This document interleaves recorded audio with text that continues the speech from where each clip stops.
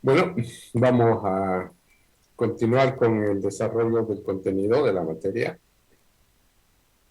Estuvimos hablando previamente sobre lo que viene a ser los factores que determinan la calidad en el software, ¿cierto? Ahí quedamos, ¿no?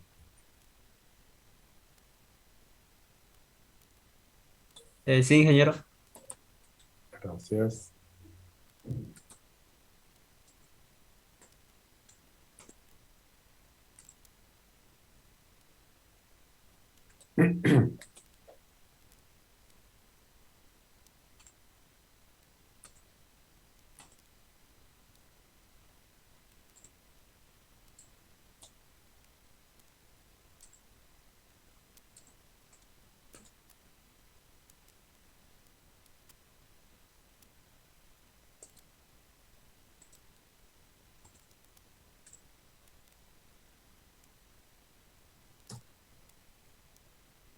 Estuvimos comentando sobre algunos factores de calidad que los estamos analizando.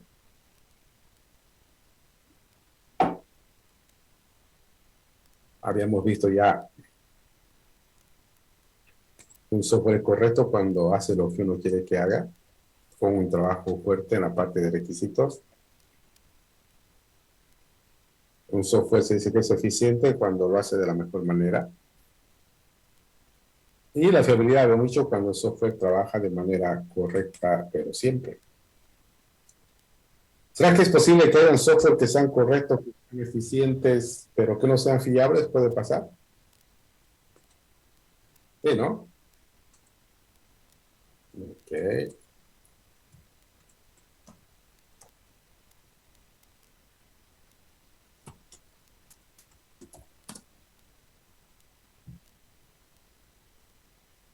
Bueno, ahí está otro factor que seguramente también lo conocemos bastante bien, el de la facilidad de uso.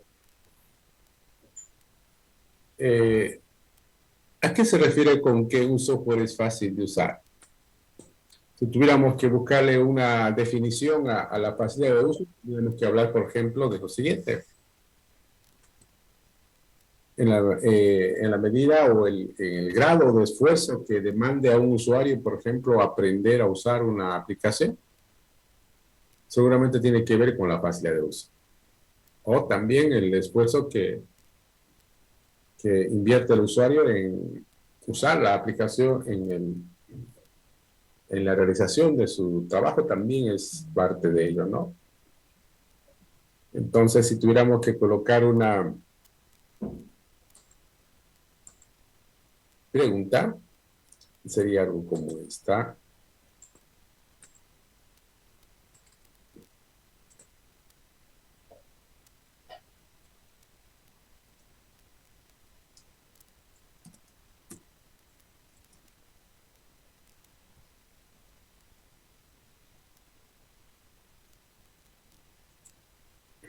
Eso, ¿no? Por ejemplo, el software como tal siempre se convierte y termina siendo una herramienta para quien lo usa. Y si nosotros nos ponemos a pensar cuáles son las características de una herramienta en general, entre ellas podemos entender que una herramienta, si para algo sirve, es para facilitar el trabajo a alguien, ¿no? Y facilitar el trabajo significa, no sé, reducirle tiempo, costo, esfuerzo, etcétera. Y el software tendría, y es por naturaleza, una herramienta. Quien lo usa se convierte justamente en eso, ¿no? En una herramienta. Pero sabemos nosotros que para usar el software se precisa muchas veces este, un esfuerzo en aprender a usar la aplicación y, y normalmente también está asociado de manera directa con lo que se denomina la experiencia del usuario con el software. Lo que se busca o lo que se espera, digamos, cuando uno desarrolla un software es que quienes lo usen el software lo puedan usar de manera efectiva, de manera correcta. Porque si los usuarios no saben usar de manera correcta el software, pueden terminar afirmando que el software no sirve. Y eso es una valoración obviamente no correcta, pues no. Entonces es por eso que es fundamental que durante el desarrollo del software se tome en cuenta este criterio y pues podamos trabajar para lograr mejorar la facilidad de uso del software.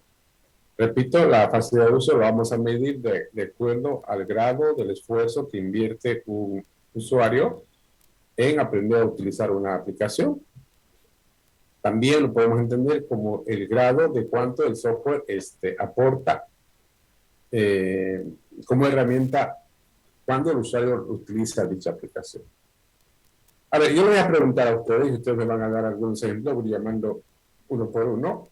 Quiero que me digan, como ejemplos, ¿no? ¿Qué podrían ustedes hacer de manera explícita durante el desarrollo de un software con el propósito de que sea más fácil de usar?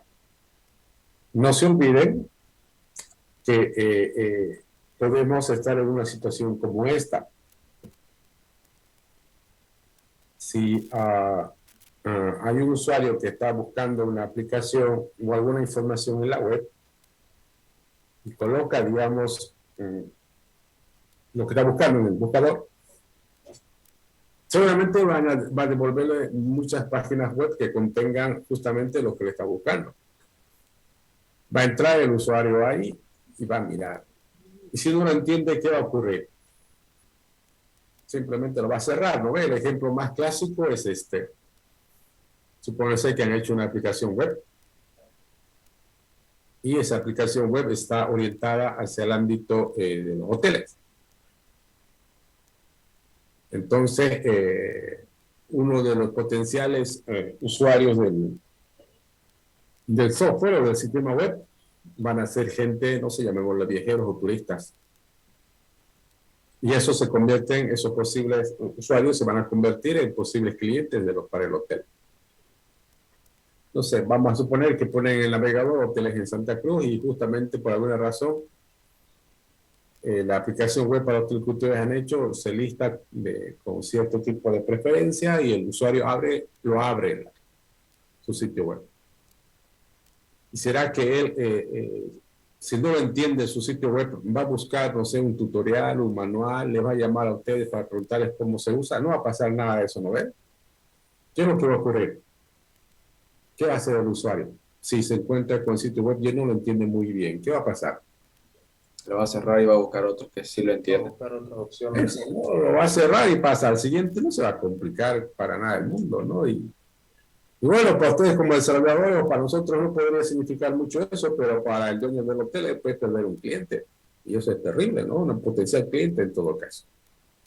Lo mismo pasa con las aplicaciones móviles. Uno descarga una aplicación móvil y si no la entiende muy bien, descarga otra, pues, ¿no? Entonces, hay cierto tipo de aplicaciones donde no hay espacio o tiempo, digamos, para pensar en alguna estrategia de lograr que los usuarios inviertan tiempo en aprendiendo a usar la aplicación. Entonces, tradicionalmente se llama manuales de usuario, podrían, no sé, hacer tutoriales, podrían hacer algún tipo de helpdesk, ayudas, no sé, tantas cosas que podrían hacer, pero el problema es que en muchos software no hay tiempo necesario como para que la gente se ponga a buscar algún mecanismo de ayuda, ¿no? Entonces, a ver, no sé, ¿qué se les ocurre? Quiero que más o menos me vayan comentando qué cosas se podría hacer en un desarrollo de software con el propósito de ir mejorando la experiencia del usuario o la facilidad de uso. A ver, vamos con José Elías Flores. ¿Está? ¿Qué haría usted, José Elías? Disculpe, ingeniero, no lo escucho muy bien, lo escucho entrecortado. Bueno, vamos con Terceros Arandia. ¿Está terceros? Aquí, ingeniero. A ver, vamos comentando. ¿Me puedes repetir la pregunta, por favor? No, no lo puedo repetir, pero tiene que estar atento. Están en clase, ¿no ves? Sí. Entonces, pues, estén atentos. Ahora vamos con José Juárez. Está José Suárez. Bueno, creo que no está, lo vamos a retirar. Bien. A ver, escuchemos a Oscar Vidaurre. ¿Alguna idea, Oscar? ¿Qué podría hacer para lograr mejorar la capacidad de uso de un software? Ejemplos, no cosas generales, por ejemplo. Oscar Vidaurre, Luis Ruiz. Sí, disculpe, ingeniero, no se lo escucha muy bien. No lo escucho bien. ¿No me escuchan bien? A ver. Noelia Solís, ¿me escucha usted? La señal. Sí, ingeniero. A ver, vamos, Noelia. ¿Tiene alguna idea qué podría hacer usted un proyecto de desarrollo de software que aporte, digamos, a lograr que sea más fácil de usar? Que bueno, tengan interfaces intuitivas, es buscar patrones de diseño de interfaz de usuario. Ok, está bien. Buena idea. Su compañera dice una de las cosas que yo haría es tener un patrón de interfaz lo suficientemente estándar. Porque a veces uno desarrolla una aplicación y es un carnaval, ¿no? Aparece un formulario de una manera, otro formulario de otra forma, organizado de distintas maneras, colores por acá, colores por allá, sonidos por acá, es decir, no hay un patrón. Sí, es una buena medida que dentro del desarrollo del software podemos hacer bastante cuando estandarizamos a través de una interfaz, más allá de ser intuitiva. Claro que tiene que ser intuitiva, ¿está bien? Intuitiva entendemos que tenga formas que más o menos se asemejen a lo que hace, tanto en nombres como de repente en iconos o cosas por el estilo. Pero un elemento central obviamente es ese, ¿no? El tema de tener un patrón, un estándar en la forma de cómo se plantea la interfaz. Qué sé yo, por ejemplo, una zona donde van a desplegarse mensajes de error. Si hubiera una zona donde se van a desplegar mensajes de soporte o ayuda, un orden establecido de las acciones, en fin. ¿Sí? Por ejemplo, ¿qué haría en una situación como esta? Supónganse que tienen un software de gestión que tiene muchas funcionalidades. Sin embargo, esas funcionalidades están organizadas en menús, vamos a llamarlo así. Y hay funciones que se usan muy seguido, pero cada vez que se usa tienen que ir por 3 lugares, es decir, van al menú principal, después a un submenú y allá lo encuentran a la función. Y ocurre que esa funcionalidad la usamos muy seguido, pero varía de usuario a usuario, es decir, para un usuario es un conjunto de funciones la que usa muy seguido, y otro tipo de usuario es otro conjunto de funciones que usa muy seguido. ¿De qué forma o qué podríamos hacer, por ejemplo, en ese caso, para no tener que navegar por los menús para llegar hasta las funciones? ¿Alguna idea? ¿Qué podríamos hacer?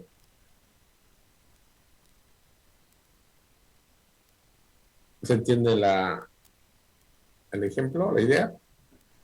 Que el sistema de alguna manera aprenda los lugares que más frecuentes utiliza el usuario, ¿no? Y agregue acceso directo. Bien, me parece buena idea de Faisal. Dice, bueno, vamos a aprovechar lo que dijo Faisal y lo vamos a comentar de 2 maneras, ¿no? Uno, algo manual, que es manual, digamos, ¿no? Que la aplicación proporciona una especie de barra de acceso directo y cada usuario coloca ahí en esa barra sus funciones más usadas, ¿no? Está bien, eso sería quizás lo manual. Y lo otro, bueno, lo que dice Faisal es que el software contenga algún tipo de IA por detrás, que se dé cuenta cuáles son las funciones que más usa el usuario y esas las vaya colocando en la barra de acceso directo. Parece perfecto. ¿Qué más? A ver, otra idea. ¿Qué más se les ocurre? ¿Alguien que quiera comentar algo? Ingeniero, podría ser también atajos con el teclado. Perfecto, sí, ¿no? El teclado es otra manera de llegar a eso, aunque a veces el teclado obliga a que los usuarios tengan que memorizarse alguna combinación de tecla, ¿no? Pero sí, sí, sirve, está bien. ¿Algo más? Una opción fácil yo creo que sería, se podría decir como un buscador, ¿no? Donde pregunte qué quieres hacer, algo así, y busque la funcionalidad directamente, ¿no? Según lo que quiera el usuario. Está bien, sí, ¿no? Entonces, como ven, hoy por hoy la tecnología nos permite distintos mecanismos, ¿no? De poder mejorar la experiencia del usuario. Nunca va a ser lo mismo, por ejemplo, una aplicación web corriendo en una computadora que la misma aplicación web corriendo en un celular. Entonces, por eso es que a veces es mucho más conveniente y apropiado hacer su versión de aplicación móvil realmente para un celular y no usarla directamente desde un navegador, por la experiencia del usuario, como se dice. Aunque sabemos también que nuestra aplicación tendría que ser demasiado importante para el usuario para que termine instalando en su celular, ¿no? Porque uno pues, lo que menos quiere es llenarse de aplicaciones, pues, ¿no? Entonces hay ese tipo de situaciones que hay que tomar en cuenta al momento de elaborar. Hay un tema, y anótenlo, se denomina ingeniería humana, que es un nombre genérico, que es preciso que lo revisen, anótenlo, ingeniería humana.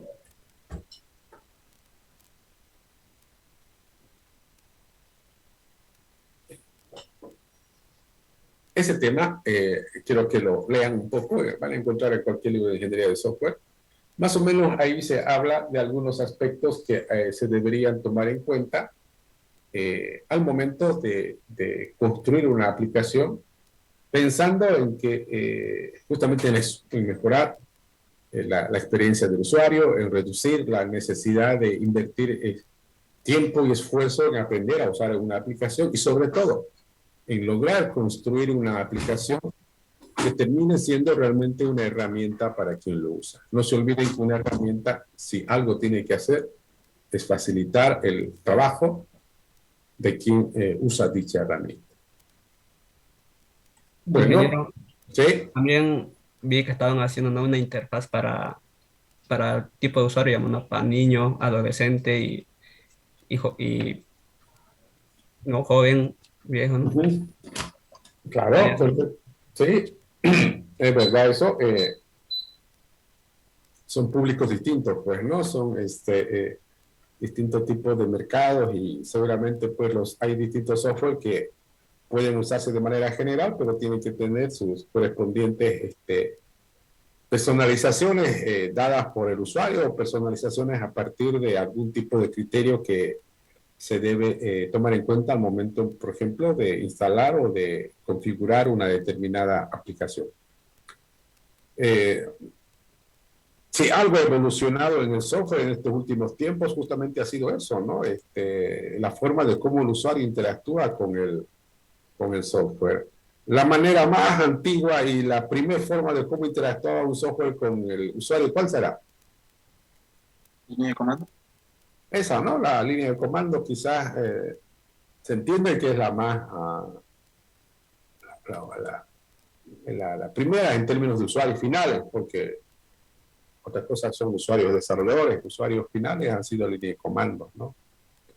Y la más novedosa, la última, ¿cuál será? Entre las últimas. Por medio de voz. ¿Cuál? Por medio de voz. Vos, sí, sí, no. Si ustedes se preguntaran cuál creen que es la manera más cómoda para un usuario interactuar con un software, seguramente es esa, ¿no? La voz, es decir, que no tengamos necesidad de ni siquiera usar las manos para que el software haga algo y uno lo pueda tomar al software como una categoría de asistentes, ¿no? De hecho hay, ¿no? ¿Cómo se llaman esos asistentes? El de Amazon, el de Google, el de Microsoft, hay varios, ¿no? ¿Qué se llaman? Alexa. Está Alexa, está Cortana, hay varios, pues, ¿no? Son asistentes que en teoría hacen eso, ¿no? Es decir, permiten una interacción mediante reconocimiento de voz Y eso ha evolucionado bastante, ¿no? El tema de la voz es terrible cómo ha ido evolucionando y no es un concepto nuevo, es un concepto muy antiguo en el ámbito de la informática, pero hoy por hoy ha evolucionado bastante. Y eso es debido justamente a la IA, ¿no es cierto? La inteligencia artificial que permite, por ejemplo, distinguir entre una palabra hola que habla de hola de la hola y el hola del saludo. Entonces, la IA se da cuenta, el humano se da cuenta cuando está hablando de uno o de otro. Y también está el tema del modismo, ¿no ves? Hay algunas personas que hablan de una forma, otras hablan de otra forma y dicen el mismo idioma y sin embargo el modismo podría representar algo distinto. La IA ha venido resolviendo eso. Y hoy por hoy inclusive ya hay esas propuestas de eliminar a la gente que hace el doblaje en las películas. ¿Han visto ese artículo? Es decir, basado en la IA, porque, no sé, vamos a suponer, alguien hace una película allá en Estados Unidos, no sé, los actores típicos, no sé, ¿cuáles son sus actores favoritos de ustedes? Pongamos los clásicos, a ver, no sé, Schwarzenegger, digamos, ¿no? Él habla en inglés, estilo, no sé qué, o Rocky. Y cuando esas películas llegan acá a Bolivia, no son las voces de ellos, ¿no? Son otras voces de otras personas. Pero en teoría con la IA vamos a tener las voces de cómo lo vamos a hacer. Eso, la IA lo va a traducir y va a reproducir hasta su mismo tono y tipo de voz y cosas por el estilo. Ya los traductores tendrán que buscarse qué hacer. Pero bueno, está. La IA en todo lo que es interfase ha crecido de manera significativa. A ver, yo le voy a comentar, cuando yo estaba como ustedes ahí en la universidad, lo más normal era una interfaz vía consola, ese tipo texto, digamos, ¿no? En mi época estaban ya empezando a aparecer las aplicaciones basadas en interfaces gráficas de usuario, lo que ustedes conocen, estaba apareciendo, digamos, ¿no? O sea, ahorita es básicamente natural, normal, y hoy por hoy, digamos, estamos viendo aplicaciones con interfaces quizá mucho más fáciles, como, qué sé yo, reconocimiento de señas, de movimientos, de voz, de imágenes, reconocimiento facial. Imagínense cuando ustedes estén como yo, con la edad que yo tengo, cómo ya irá a ser, digamos, la forma de cómo va interactuando el usuario con el software. El hecho es que sí, es un ámbito que evoluciona bastante. Hace unos 15 años, 20 años atrás, hacer un software con interfaz gráfica había que programarlo todo. Hoy día no programan nada, lo que usan es componentes, ¿no? Y ya está la interfaz. Entonces, es un lugar en el ámbito del desarrollo, la interfaz de usuario, que ha evolucionado bastante. Pero bueno, en síntesis, es un factor de calidad, es un factor que sí o sí hay que tomarlo en cuenta. No pueden ustedes, no deberíamos en todo caso desarrollar una aplicación si no es también trabajada en el ámbito de lograr que una experiencia del usuario sea lo suficientemente buena como para permitir usar el software y continuar usando nuestro software. ¿Será que es posible que haya un software que sea correcto, que sea eficiente, que sea fiable, pero que no sea fácil de usar? ¿Puede pasar eso o no? Sí, ¿no? Claro que sí. No, uno no condiciona al otro. Hay un montón de estas situaciones que podemos hacer. También sí hay que ser conscientes que hay software que son muy complejos, que necesariamente los usuarios tienen nomás que invertir en cursos, en talleres, en prepararse para usarlo, porque hay software que de verdad son software complejos, ¿no? Pero hay otros software que no. A veces hay desarrolladores, por ejemplo, que juzgan mal al usuario, ¿no? Es como cuando uno hace una aplicación y por alguna razón los usuarios no aprenden a usar la aplicación de forma correcta. Entonces, ¿qué dicen los desarrolladores? Porque dicen, pues el usuario es un burro, ¿no? Lo aprende hasta ahora, tantas veces le he dicho cómo usar y nunca aprende. Si leemos el tema de ingeniería humana, se van a dar cuenta que de repente la situación era la inversa, que el burro no había sido el usuario, ¿no? Son los desarrolladores que no se dan cuenta que lo que están haciendo es para gente que de repente no tiene la necesidad ni la motivación para invertir tiempo en bregar, digamos, con la aplicación. Bueno, veamos entonces otro.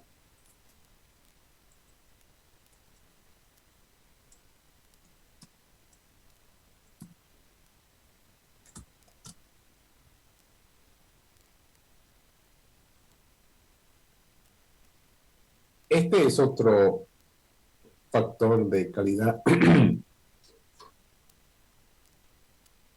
muy importante, como los demás. Quizás este factor de calidad no es tan, no lo percibe tan de forma directa como el cliente, ¿no? El usuario, por ejemplo, cuando es correcto o no, se da cuenta, ¿no es? Cuando es eficiente o no, también se da cuenta el usuario, el que opera, el que usa el software. La fiabilidad también se podría dar cuenta porque en determinados escenarios podría no funcionar el software. La facilidad de uso también se da cuenta. Pero este factor de facilidad de mantenimiento probablemente muy pocas veces o casi nunca un usuario pues se preocupa, ¿no? De ver cuánto trabaja o se esfuerza el desarrollador en cumplir mis caprichos o mis necesidades como cliente. O sea, pocas veces va a pensar eso. Sin embargo, es algo natural, esencial, básico, que nosotros como ingenieros de software nos facilitemos la vida. Como volvemos, no es algo para el cliente, es algo para nosotros como desarrolladores, aunque también de forma indirecta va a incidir, luego lo comentamos, también para el cliente. Pero en primera instancia, hacer un software que sea fácil de hacer mantenimiento es pensar en facilitarnos la vida de nosotros como desarrolladores con respecto a nuestra aplicación que estamos desarrollando. Por la siguiente razón. Un software, cuando se termina de desarrollar y se pone en producción, se lo ha hecho para un determinado contexto, un determinado escenario. Y luego, obviamente, con el tiempo, más temprano que tarde seguramente, ese escenario se va a modificar por alguna razón.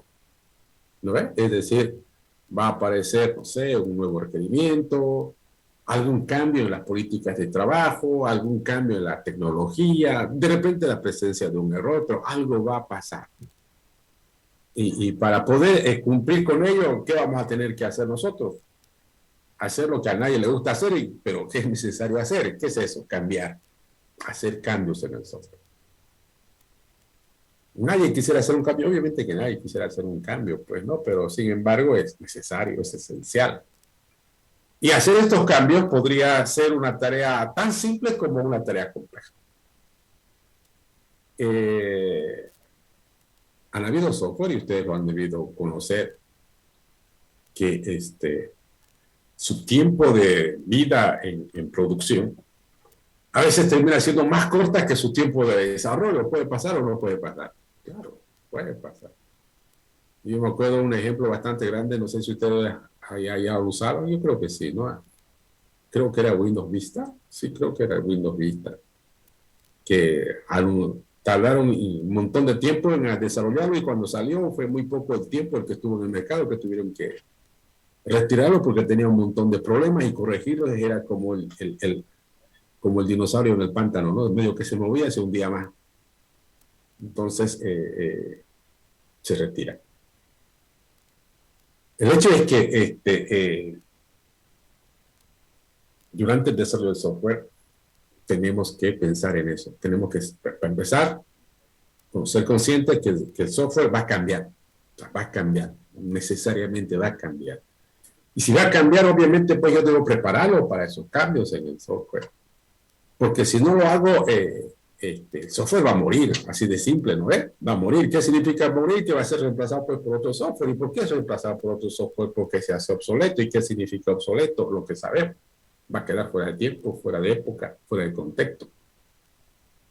De repente resulta más barato colocar otro software que corregir y bregar con que corrijo allá y se cae allá y encima tengo que esperar un montón de tiempo. Entonces, para que no ocurra eso, obviamente nosotros tenemos que pensar en hacer cambios como una actividad natural. Entonces aquí podríamos escribir alguna pregunta muy representativa como esta, ¿no? ¿Sí? Un software se dice que es fácil de hacer mantenimiento de acuerdo al grado de esfuerzo que nosotros podamos y necesitemos invertir para introducir cambios en el software. Hay software que hacer cambios, a veces, por ejemplo, ¿no? Un cambio muy, a ver, repito, ¿alguien puede mencionar cuáles son las razones para hacer cambios en el software? Son 4, ¿no? Por lo menos son 4. La primera, por la presencia de errores. O sea, un software puede tener errores, y si quiero corregir los errores, ¿qué tengo que hacer? Cambiar. La segunda, por razones de adaptaciones, es decir, hay cambios en las políticas de negocio, hay cambios en la tecnología, algo ha cambiado. La empresa creció, no sé. El tema es que hay una segunda razón de ese cambio, que es adaptarlo el software a un contexto distinto para el cual ha sido hecho. 2. Tercera razón, ¿por qué podemos hacer cambios? ¿Cuál sería? Ya hemos dicho 2, son 4, y eso lo hemos comentado cuando estuvimos en Ingeniería del Software 1. ¿Cuál sería la segunda, la tercera? ¿El software queda obsoleto, puede ser? Claro, o sea, está bien, o sea, por ejemplo, queda obsoleto, pero ¿cuáles son las causas, las razones por las cuales nosotros hacemos cambios? De eso quiero que hablemos aquí. ¿Qué nos induce, qué nos obliga, qué nos motiva a hacer cambios en el software? Son 4 mínimamente las categorías. Hemos mencionado 2. Hemos dicho una, fallas que el software presenta y hay que corregirlas. 2, adaptaciones por los requerimientos, por la tecnología, etc. Y una tercera, ¿cuál podría ser? ¿Podría ser el costo de mantenimiento? A ver. Una tercera razón podría ser la prevención, ¿no? ¿O no? Claro, yo puedo tener un software que no falla, es decir, no tiene errores.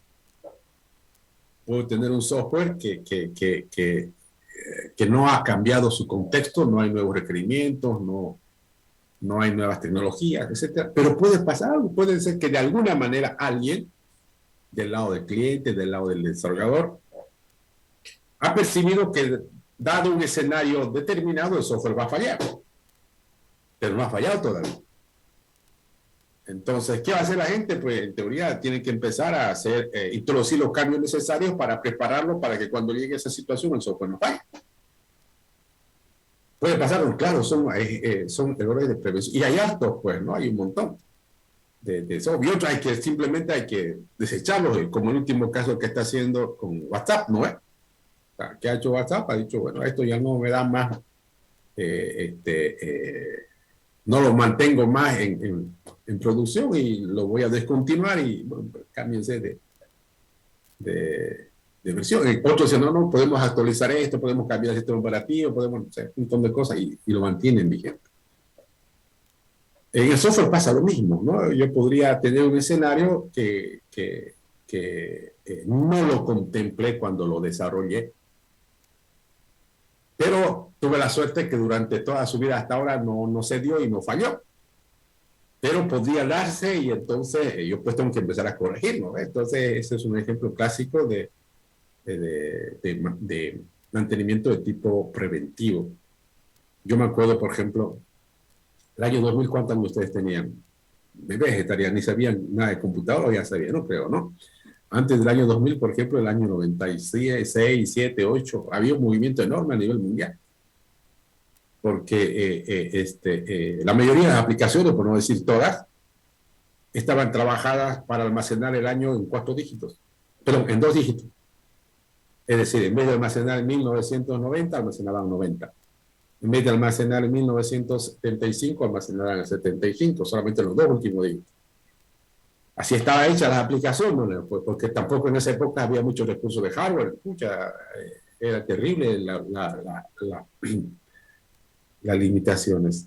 Y cuando llegaba el año 2000, ¿cómo quedaba ese año almacenado? 0, 0. 0, pues no, pucha, y era el apagón del mundo. terrible. Entonces, ¿qué hizo la gente? Pues todo el mundo decía, vaya a ser, y de verdad, podía haber pasado cosas fuertes, ¿no? Entonces, ¿qué hizo la gente? Pues antes de llegar al año 2000 empezó a actualizar, a hacer los cambios necesarios para preparar a situaciones como esa. Y también pasa lo mismo en Windows, ¿no? Hay de los 32 bits, los 64 bits y cosas por el estilo que hay que llevar en el tema de los sistemas operativos. Entonces, sí, ese es un tercer ejemplo, digamos, de mantenimiento preventivo. Y hay que hacer cambios. El cuarto, ¿cuál sería? Si el primero es corrección, el segundo es adaptación, el tercero es prevención, el cuarto, ¿cuál podría ser? Cuarta necesidad o razón por la cual hay que hacer cambios.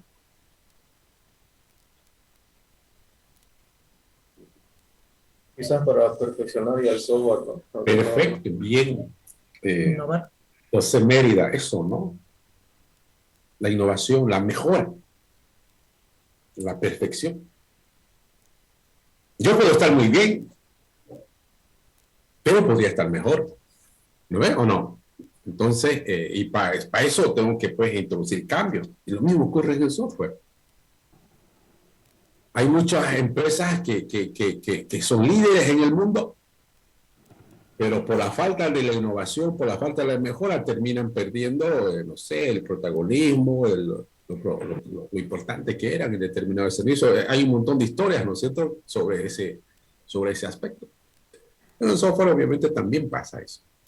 Yo puedo tener un software que no presenta fallas, yo puedo tener un software que no hay necesidades de clientes ni de tecnologías que hayan cambiado.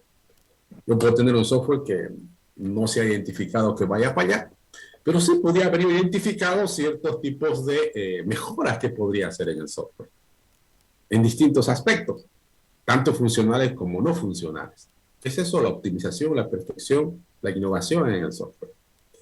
Por lo tanto, como ven, razones para hacer mantenimiento en el software sobran, pero podemos sintetizarlas en esas cuatro. Por ejemplo, hay situaciones como esta, y a ustedes quizás les ha debido pasar. Hablemos de la primer tipo de necesidad por la cual se cambia en un software, la falla. Yo agarro un software, está funcionando, y luego pasa un tiempo, ya yo me he dedicado a otros proyectos y cosas por el estilo, y falla el software. Hay una falla.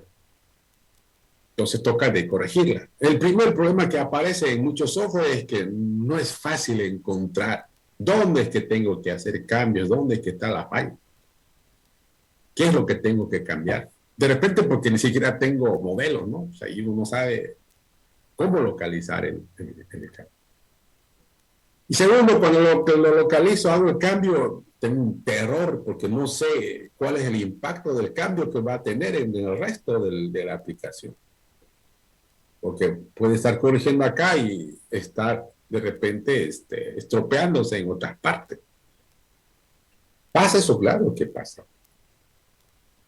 Entonces yo tengo que pensar en todo ese tipo de cosas. Y si no lo pienso yo, ¿quién más lo va a hacer? Nadie lo va a hacer. O sea, yo soy el desarrollador, tengo que pensar.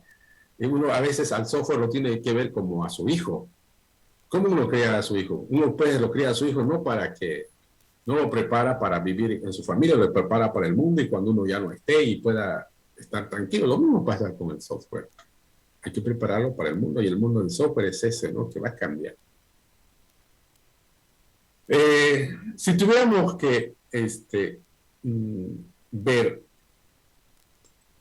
¿qué podríamos nosotros hacer desde un punto de vista de desarrollo para lograr que un software sea flexible, escalable, fácil de hacer mantenimiento, donde entendemos que fácil de hacer mantenimiento significa el grado del esfuerzo que invertimos en hacer un cambio?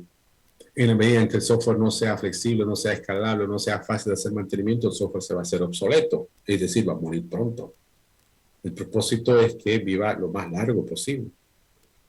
Es verdad que el mantenimiento afecta al desarrollador, pero también afecta al cliente de forma indirecta, porque cuando un cliente pide algo, pueden pasar dos cosas. Uno, que el desarrollador diga no se puede, porque efectivamente no se puede, porque el software no está preparado para eso. O dos, que le diga sí se puede y se tarda un montón en hacerlo y tiene que terminar pagando demasiado, digamos, el cliente, porque efectivamente al desarrollador le cuesta un mundo hacer los cambios que él ha hecho. Entonces les decía, yo voy a llamar uno por uno y quiero que me den algunas ideas, algunos ejemplos de qué podríamos hacer cuando desarrollamos software con el propósito de lograr tener un software que sea más fácil de hacer mantenimiento, pues, ¿no? En términos de flexibilidad, escalabilidad y cosas por el estilo. A ver, vamos escuchando a Germán Terán. ¿Quién es? ¿No está Germán? Bueno, lo retiramos. A ver, vamos con Álvaro. Patsy. Está Alvarado, Patsy, Ariel. No hay. Bueno. A ver, vamos entonces con Rodrigo Duarte. ¿Está Rodrigo? Sí, ingeniero. Vamos comentando, Rodrigo. Disculpe, no escuché la pregunta. No me digan que le pida, que le digan, o sea, no me digan, repítanme la pregunta, porque si ustedes me dicen eso, yo tengo la impresión que no están atendiendo, pues, ¿no? El vehicular está mal, va a disculpar.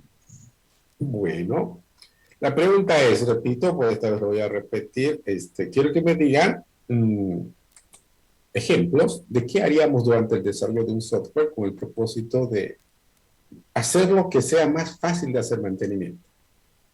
A ver, vamos.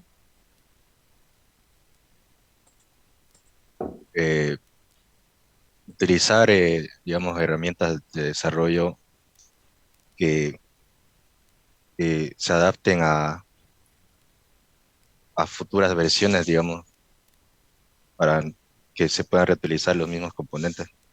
Hay frameworks que quedan obsoletos de una versión a otra y hay que hacer un gran mantenimiento de una versión X a otra versión. Bueno, ahí vamos con Brandon Velázquez. ¿Alguna idea, por favor?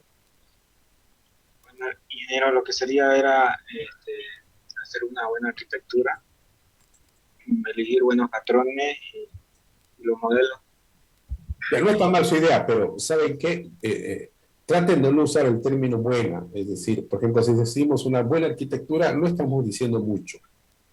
O sea, no sé si me entienden, ¿no? Es decir, más o menos, traten de ser un poquito más precisos. Usen un ejemplo, ¿no? Por ejemplo, si para usted, por decir, la arquitectura vista controlador le facilita el mantenimiento, hable de eso. O sea, lo que necesito es que traten de darme ejemplos de qué harían ustedes en el caso de que su desafío fuera mejorar o facilitar el mantenimiento. Ahí vamos con Gustavo Cisneros. Buenas noches, ingeniero. ¿Qué? La herramienta, ¿no? Por ejemplo, un framework nos facilita bastante en el desarrollo. Utilizar una arquitectura, por ejemplo, MVC, a la hora de hacer el cambio o implementar nuevos casos de uso, nuevas funciones, facilita bastante reutilizar clases y todo ese tipo de cosas, ¿no? Ok, vamos con Terceros Arandia. José. ¿No está Terceros? Bueno, lo tiramos. Ahí vamos con Lorena Ponce. A ver, ¿qué nos puede comentar, Lorena? Buenas noches, ingeniero. Complementando lo que dijeron mis compañeros, ¿no? Sería en la programación tener un estándar, porque seguir un estándar, ¿no? Porque si tenemos un error más adelante, ahí podríamos encontrar, ¿no? Cosas que no sea muy complicado, ¿no? Ok, bien. Para terminar, cerremos con Angélica Rodas. ¿Qué nos puede comentar? Lo mismo, ingeniero, que tendríamos que tener algoritmos bien estructurados y también utilizar arquitecturas que nos ayuden a reutilizar clases.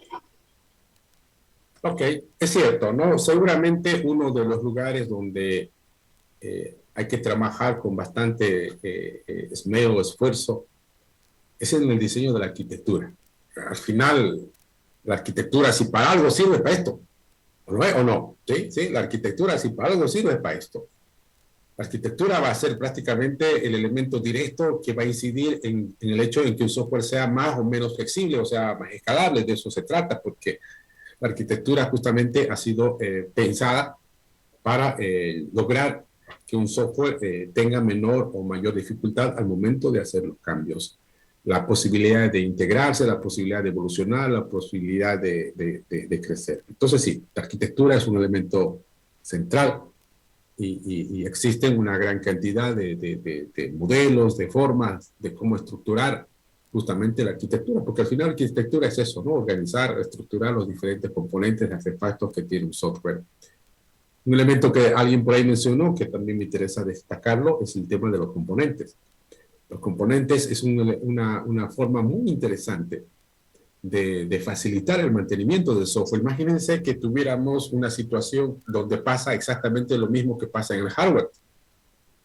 Ustedes tienen, ha debido pasar un montón de veces, si tienen una computadora con algún problema, por decirles el video, en el peor de los casos, ¿qué terminan haciendo?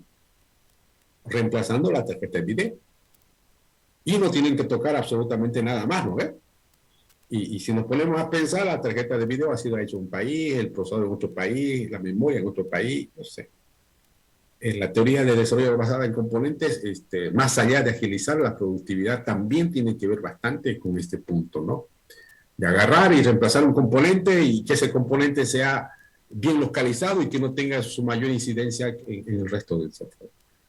Entonces, un enfoque basado en componentes es una idea también muy interesante, muy conveniente, que no solamente nos acelera la productividad en el proceso de desarrollo del software, sino también que nos puede facilitar enormemente en el tema de los cambios. Si yo hago un software con puros componentes muy bien probados, la posibilidad de que mi software final esté muy bien es alta. Pero si los componentes son componentes que están con cierto tipo de entredicho, la probabilidad de que mi software final también tenga problemas con seguridad que va a pasar. Es un elemento, la arquitectura, los componentes. Otro aspecto que también han comentado y hay que destacarlo, el tema de los modelos. O sea, si bien es cierto que no es obligatorio, qué sé yo, hacerse modelos por hacer, pero precisamos modelos que nos permitan tener un esquema del software.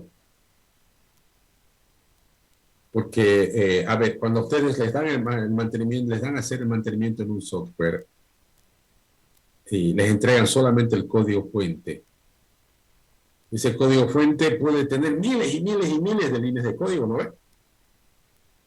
Y a ustedes les toca agregar algo nuevo o corregir algo. ¿Se animarían a hacerlo? Yo me imagino que estarían con muy preocupados de tocar ese código, porque en la pantalla ¿cuántas líneas de código miran? Miran 20 o 15, no miran más. De un software que tiene miles y miles de código no estoy mirando nada, absolutamente nada. Es como trabajar, no sé, a ciega, a ver qué sale. Entonces, para que no ocurra algo como eso, obviamente los modelos cobran un tremendo protagonismo en este aspecto. No por nada también existe el concepto de ingeniería inversa, que permite generar modelos a partir de un código existente, pero si el código está hecho con espagueti, ni la ingeniería inversa va a descubrir su modelo, ¿no? Es terrible, ¿qué va a salir? En realidad, hasta la ingeniería inversa necesita cierta estandarización en el código para que pueda generar modelos decentes. Es decir, que lo ha programado como cualquier cosa, ni eso va a salvarle, digamos, a la persona. El tema es que los modelos se convierten en un elemento central, mucho más aún todavía cuando hablamos de un software de un tamaño significativo.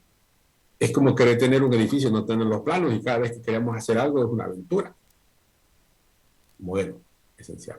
Y por último, un elemento que lo han mencionado, creo que fue la señorita que habló, que no hay que descuidarlo para nada, son los estándares al momento de escribir código. Tenemos programadores que son muy, ¿qué le podemos llamar? No sé, ¿no? Muy capos, digamos, para escribir código, pero terriblemente desordenados. No sé cómo hacen, pero su programa funciona, como esos memes, ¿no? No sé qué dice, pero funciona. Y al final, cuando toca de hacer cambio, es una aventura. Imagínense que venga a hacer cambios otro que no ha sido el que lo ha desarrollado. para el nuevo va a ser mucho más fácil tirar eso y volverlo a hacer el desde cero y va a terminar de repente más rápido, pero eso no es productivo, por eso no es correcto. No se debería hacer. Una de las razones para no llegar, una de las formas para no llegar a eso es obviamente el uso de estándares. Ahora hay gente que dice que de repente con algún fundamento usar un estándar de codificación me toma más tiempo, dice, ¿no? Porque tengo que escribir más, tengo que seguir un determinado patrón y eso significa más tiempo. Como en todo, pues, ¿no? Seguramente al empezar, claro que le va a tomar más tiempo, más esfuerzo, pero el hábito lo va a convertir en un especialista y al final sí es conveniente tener un código que no sea como un espagueti, ¿no? Que no sé, no sabemos dónde empieza, no sabemos dónde termina. Los nombres de las variables, los atributos dicen X1, X2, AB, AC, CX, y al final ni sabemos qué es KX. Es una locura. Pero bueno.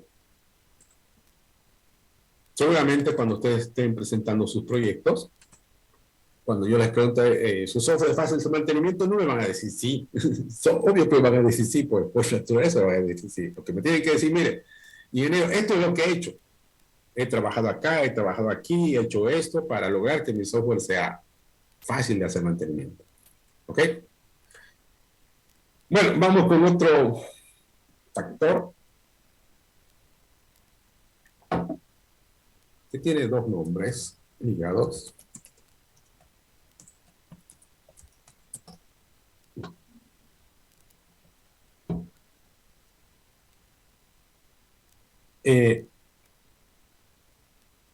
Este es un atributo, un factor que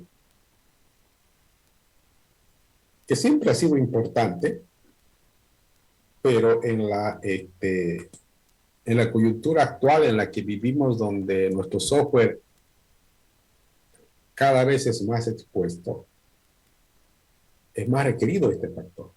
Por ejemplo, antes de que Internet sea tan masivo, antes de que la gente quiera o use las aplicaciones como lo usan ahora, mínimamente había que instalar la aplicación, sabíamos dónde está corriendo la aplicación, dónde se está instalando, etcétera, etcétera. Hoy por hoy ya no pasa eso, ¿no? Es decir, hoy por hoy las aplicaciones terminan donde ni siquiera nos imaginamos dónde o quién lo usa.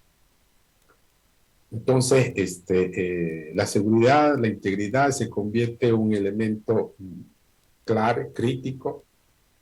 Todo el tiempo estamos escuchando y viendo situaciones donde muestran que hay software que por cuestiones de seguridad e integridad nos meten una gran cantidad de problemas. Una cosa es que el software falle, o sea, la fiabilidad, ¿sí? Es un tema distinto al tema de la seguridad y la integridad, aunque podrían ser complementarios, ¿no ves? Pero la seguridad y la integridad tiene que ver, obviamente, con que el software esté preparado ante posibles intentos o usos más allá de inapropiados o incorrectos, también usos que el software al final no termine dándose cuenta de lo que realmente está ocurriendo. Por ejemplo,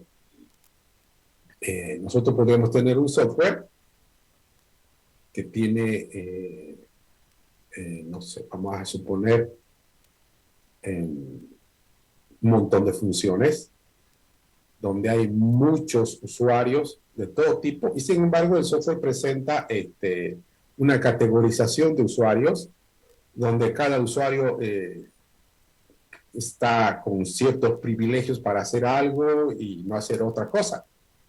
Pero de repente alguien encontró una vulnerabilidad al software donde usuarios que no están autorizados para hacer algo terminan haciéndolo. O no deberían ver una información y lo terminan viendo. O simplemente tienen la posibilidad de llegar a los datos y estamos en serios problemas. En teoría, a los datos debe haber una sola entidad responsable de gestionar los datos. ¿Quién es? el software que yo he desarrollado. No debería haber otra manera, no debería haber otra forma nadie debería tocar los datos que no sea el mismo software. Cuando eso pasa, hablamos de un software que tiene integridad. Porque el único responsable de gestionar los datos es el software que yo he hecho. Pero no siempre pasa. Hay un ejemplo bastante clásico. Vamos a suponer esta situación.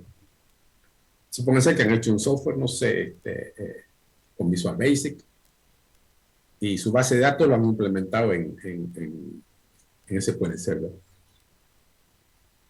Y resulta que alguien, como en toda empresa siempre están, yo agarro el software, lo instalo en un cliente determinado, y existe alguien que se llama DBA o administrador de la base de datos. Él, por cuestiones obvias, tiene las credenciales, los privilegios para entrar a la base de datos y mirarlas, pues, ¿no? Ver. De repente hasta puede modificar la estructura de las tablas, no sé. El hecho es que hay esa situación. Ahora, la pregunta es esta. Cuando una persona, llamémosle DBA, entra a la base de datos y empieza a modificar los datos, no desde el software, sino desde el navegador de la base de datos. ¿Entienden, no? Desde el explorador entra y modifica los datos. Eso es bueno, es correcto, es inapropiado que los datos se tengan que manipular directamente desde el mismo gestor de la base de datos. ¿Cómo lo ven? ¿Alguien quiere comentar?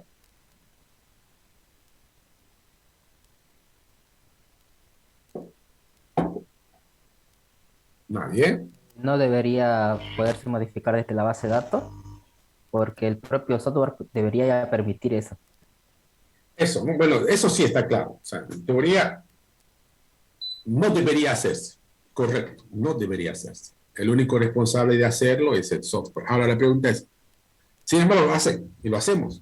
Y la pregunta es, ¿por qué lo hacemos? O sea, ¿qué es lo que nos obliga a hacerlo? No sé, entran por PHAdmin, cuando es una base de datos en Postgres, no sé, por PGAdmin, lo que ustedes quieran, y empiezan a tocar la base de datos. ¿Cuándo se ven obligados o en la necesidad de hacerlo? ¿Cuál es la respuesta? ¿Qué les obliga a hacerlo? Cuando el sistema no nos deja. Ya. Es simple, ¿no? Hacemos eso cuando nuestro software que hemos hecho está mal. Algo anda mal en nuestro software que hicimos para que tengamos la necesidad de entrar a la base de datos. O está incompleto. Nuestro software no tiene algunas funcionalidades, entonces hay que ir a meter los datos por allá. O nuestro software está fallando, entonces hay que ir a corregirlos manualmente por allá. El hecho es que se convierte en una necesidad producto de que se ha hecho un trabajo incorrecto en la construcción del software. Lo esperado, lo normal, es que no ocurra. O sea, no deberíamos acceder a la base de datos de manera directa. La única vía para acceder a los datos debería ser el software. Siempre debería ser el software. Porque si no ocurre eso, estamos en problemas. Es como esto, ¿no? Fíjense, el software tiene la responsabilidad de administrar los datos.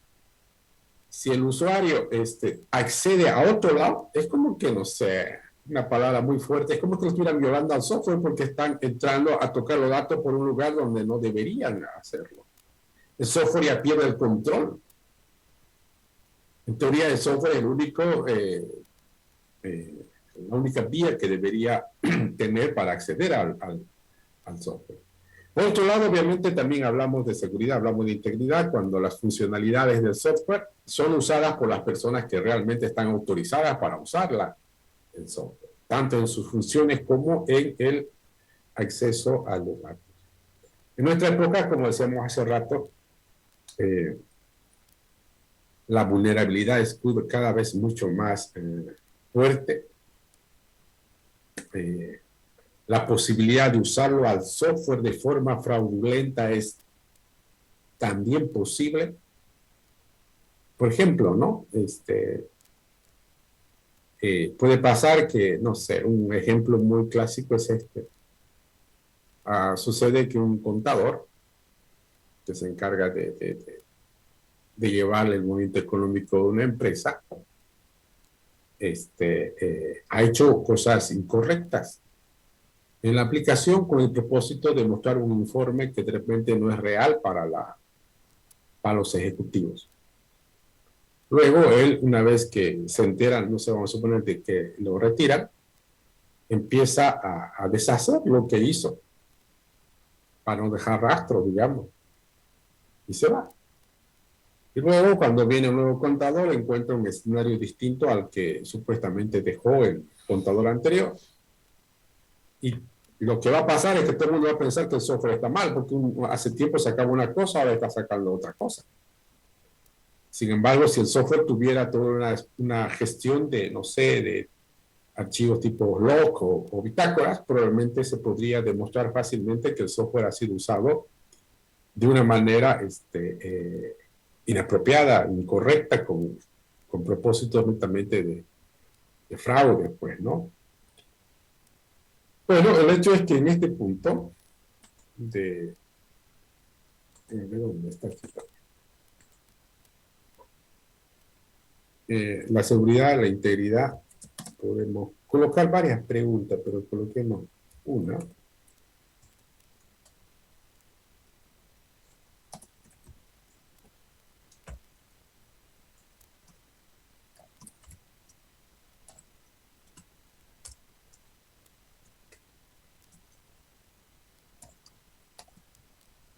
Sí, de alguna manera nosotros tendríamos que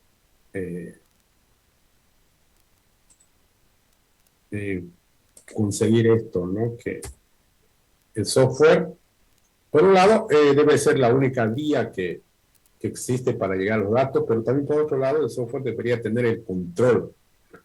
Todo lo que ocurre con el software debería saber. Es decir, debería haber como una especie de caja negra donde se registre lo que está aconteciendo con el software, para luego en momentos probablemente de determinadas situaciones se puedan hacer las demostraciones que correspondan desde el punto de vista de auditoría o cosas por el estilo, ¿no? El software debe tener todos los protocolos de seguridad pensados para ello. Seguramente no es solo software, pues no, habrá que combinar seguramente con otras herramientas, con ciertas medidas de seguridad que típicamente aparecen. Vamos por último. También decimos que un software de calidad debe ser un software que es portable.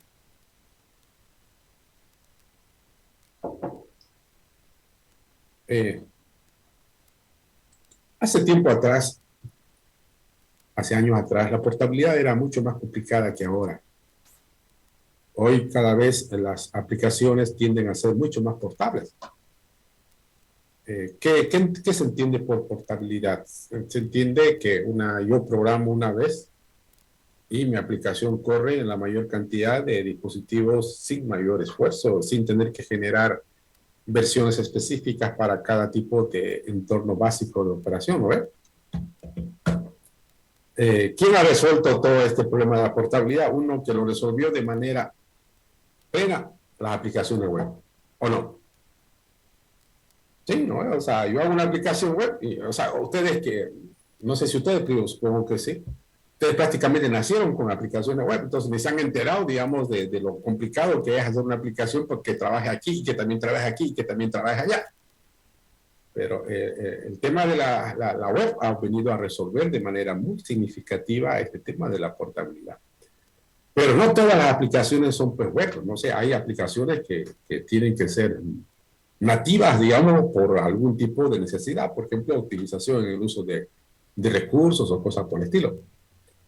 El hecho es que es muy valorable también en el ámbito del desarrollo del software, generar aplicaciones que sean lo suficientemente portables. Por un lado, decíamos, las aplicaciones web vienen a resolver este punto.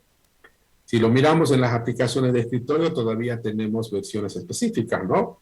El mundo de Windows, el mundo de las Apple, el mundo de la Linux, etcétera. Entonces, todavía estamos con ello y es necesario también asegurarse ciertos niveles de portabilidad para no tener que bregar mucho para pasar de uno hacia otro. En las aplicaciones móviles también todavía tenemos, hay dos mundos bien marcados, ¿no? En el ámbito de las móviles, por un lado están los Android y por otro lado están los de iOS, ¿no? Sin embargo, también ahí últimamente han aparecido poderosas o muy buenas plataformas que nos permiten nos facilitan en todo caso, generar mucho más rápido aplicaciones, desarrollar una vez y poder luego generar tanto para iOS como para Android. ¿Qué se llaman esas formas? Uno es React Native, es una de ellas. La otra, ¿cuál es? Flutter, que lo están usando bastante.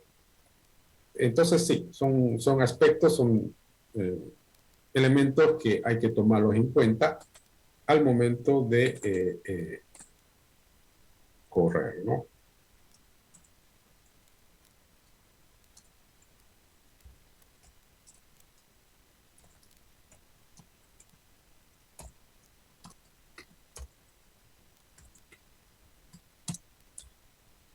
Hablar de portabilidad es eso, ¿no? Es como que yo trate de asegurar que el software que estoy desarrollando tiene la facilidad de poder cambiarlo de plataforma base operativa sin mayor problema.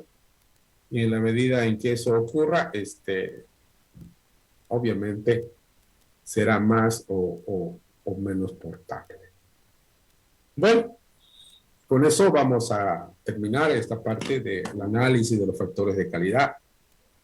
Como les había comentado al inicio del tema cuando empezamos este punto, es fundamental que nosotros como ingenieros de software no tenemos que esperar que alguien como cliente nos hable de correctitud, de fiabilidad, de eficiencia, para nada. Esa es una responsabilidad propia de cada desarrollador, de estar comprometido y saber qué elementos, qué factores inciden en el tiempo.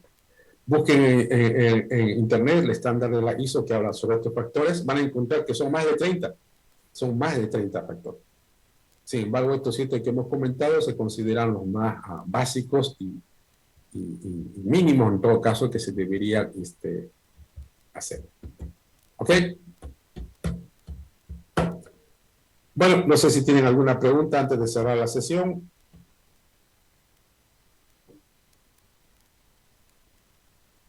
Bien, jóvenes, entonces veámonos la siguiente clase, que tengan un buen fin de semana. Hasta luego. Ingeniero, una consultita. Tenía que revisar al grupo 10, los grupos que hizo la anterior clase, grupo 10, grupo 11. O no. A ver, ¿qué pasó con ese grupo? El grupo 10. Habíamos adicionado 2 grupos nuevos, ingeniero, y teníamos que presentar las herramientas, los casos. Ya. Pero ustedes ya tienen el tema, pues, ¿no ves? Ya tienen el tema. Lo que tienen que hacer es empezar ya a trabajarlo conforme lo están haciendo todos los demás jóvenes. Y lo que sí podemos hacer es que en la siguiente clase, al empezar la clase, vamos a revisar llamémoslo así, su avance, pero no hay donde perderse, ¿no? A menos que tengan alguna duda sobre el tema, pregúntenme ahora. Si tienen alguna duda sobre el tema que les ha sido asignado, pueden preguntármelo ahora, porque a cada grupo le asigné un tema. Por ejemplo, a ver, hay el grupo, esperen un ratito, voy a abrirlo para aclarárselo.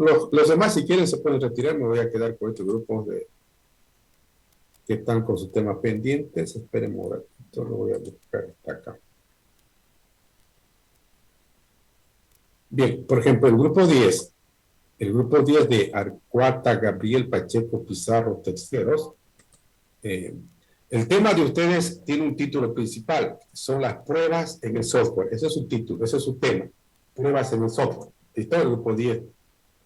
Pero de la generalidad de lo que es las pruebas en el software, ustedes se deben centrar en 3 aspectos. Por un lado, las pruebas de unidad. Tienen que buscar a qué se denomina pruebas de unidad, qué hacen, cómo funcionan, cuáles son los métodos, cuáles son las técnicas para las pruebas de unidad. 2, pruebas en aplicaciones móviles. Igual, métodos, técnicas, herramientas, formas de hacer pruebas, pero específicamente para aplicaciones móviles, así como hay un grupo que está haciendo pruebas para aplicaciones web. ustedes van a trabajar sobre las aplicaciones móviles. Y el tercero, obviamente, que es implícito, son herramientas, ¿no? Herramientas, software que les permitan hacer. Las pruebas de unidad normalmente, por lo general, lo hacen los propios programadores, pues, ¿no? Ellos hacen las pruebas de unidad. Entonces, ¿de qué herramientas disponemos para hacer ese tipo de pruebas? Ese es el tema número 10. Ahora, el grupo 11 de Cassis, Duarte y Rodas, su tema central de ellos es el fintech. Ese es su tema, o sea, fintech, ¿no? La tecnología en el ámbito de las finanzas. Ese es su tema central. Ahora, ellos, dentro del fintech, ¿qué deben tomar? Entre otras cosas, deben tomar en cuenta cómo aplicar la inteligencia artificial en las aplicaciones orientadas a la finanza. Ese es su tema, ¿sí? El uso, la aplicación de la IA en el ámbito de las finanzas, exclusivamente. Segundo, obviamente, viene la parte de cómo automatizar procesos, cómo digitalizar procesos en el ámbito de las finanzas. Normalmente se denomina la transformación digital, por ejemplo, en el ámbito financiero. Y tercero, hablar de modelos predictivos en el ámbito de las finanzas, seguramente también tomando en cuenta el asunto del Big Data. Ese es su tema con el cual ustedes tienen que trabajar, y para eso tienen que hacer lo que todo el mundo está haciendo. Deben tener la fundamentación teórica, deben tener 3 herramientas, deben proponer sus casos de estudio y lo demás. ¿Ok? Una consulta, ingeniero, quizá no lo tengo bien en claro sobre el grupo 10. ¿Es generar una herramienta o utilizar las herramientas que hay ya habitualmente, por ejemplo, como Matrix, si no me equivoco, que las que habíamos averiguado y demás? ¿Es eso, usar esas herramientas, hacer un estudio de esas herramientas?